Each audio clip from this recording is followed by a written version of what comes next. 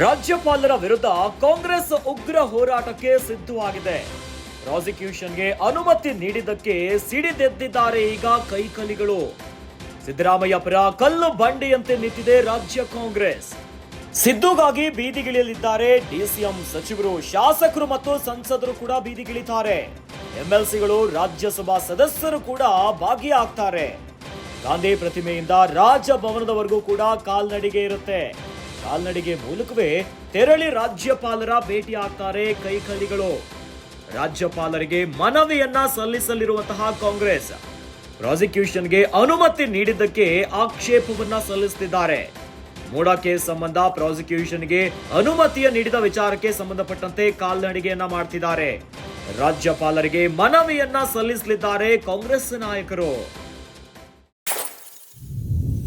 ರಾಜ್ಯ ರಾಜಕೀಯದಲ್ಲಿ ಅಲ್ಲೋಲ ಕಲ್ಲೋಲವನ್ನೇ ಸೃಷ್ಟಿಸಿಬಿಟ್ಟಿದೆ ಮೂಡಾ ಹಗರಣ.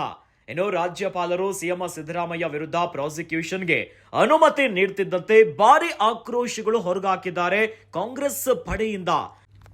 ಇಂದು ರಾಜ್ಯಪಾಲರ ವಿರುದ್ಧ ಕಾಂಗ್ರೆಸ್ ಉಗ್ರ ಹೋರಾಟಕ್ಕೆ ಸಿದ್ಧವಾಗಿ ನಿಂತಿದೆ.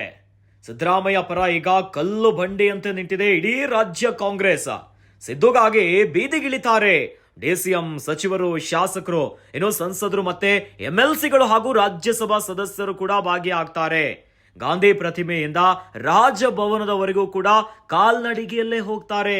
ರಾಜಭವನ ಚಲೋ ಎನ್ನುತ್ತಾ ಕಾಲ್ನಡಿಗೆಯಲ್ಲಿ ಇವತ್ತು ಹೋರಾಟವನ್ನ ಮಾಡ್ತಾರೆ. ಈ ಮೂಲಕವಾಗಿ ತೆರಳಿ ರಾಜ್ಯಪಾಲರನ್ನ ಭೇಟಿ ಮಾಡ್ತಾರೆ. ರಾಜ್ಯಪಾಲರಿಗೆ ಮನವಿಯನ್ನ ಸಲ್ಲಿಸಲಿದ್ದಾರೆ ಕಾಂಗ್ರೆಸ್ ನಾಯಕರು. ಪ್ರಾಸಿಕ್ಯೂಷನ್ಗೆ ಅನುಮತಿಯನ್ನ ನೀಡಿದ್ದಕ್ಕೆ ಆಕ್ಷೇಪವನ್ನ ಸಲ್ಲಿಸ್ತಾರೆ. ಒಂದು ಕಡೆಯಲ್ಲಿ ಸಿಎಂ ಸಿದ್ದರಾಮಯ್ಯ ವಿರುದ್ಧ ಪ್ರಾಸಿಕ್ಯೂಷನ್ಗೆ ಅನುಮತಿ ಕೊಟ್ಟಿರೋದು ಕೋರ್ಟ್ ಅಂಗಳದಲ್ಲಿದೆ. ಅಲ್ಲೂ ಕೂಡ ಸಿಎಂ ಸಿದ್ದರಾಮಯ್ಯನವರು ಮುಂದಿನ ಅವರ ಭವಿಷ್ಯ ಏನಾಗುತ್ತೆ, ಕೋರ್ಟ್ ನಲ್ಲಿ ಯಾವ ರೀತಿಯಾದಂತ ಆದೇಶ ಬರುತ್ತೆ ಅನ್ನೋದು ಕೂಡ ಸಾಕಷ್ಟು ಕುತೂಹಲ ಕೆರಳಿಸಿದೆ.